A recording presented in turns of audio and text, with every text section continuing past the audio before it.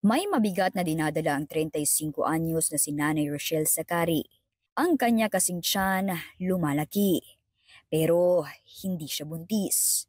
2019 pa raw nagsimulang may makapasyang maliit na bukol sa tiyan, matapos isilang ang panglima niyang supling.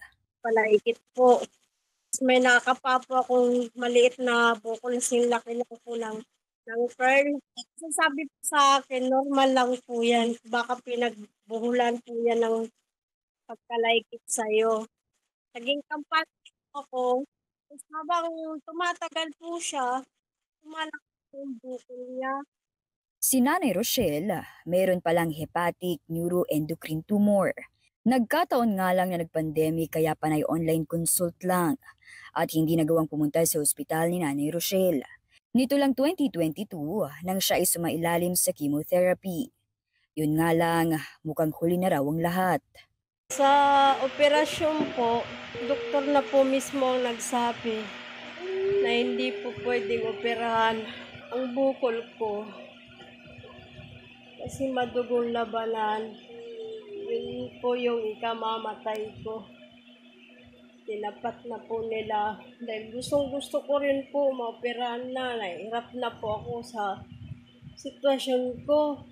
Ayon sa isang espesyalista, madalas na makikita ang neuroendocrine tumor sa gastrointestinal tract tulad ng stomach, intestino bituka at sa rectum o tumbong. Kaya ang makitang nasa liver o atay ito ay maituturing daw na extremely rare.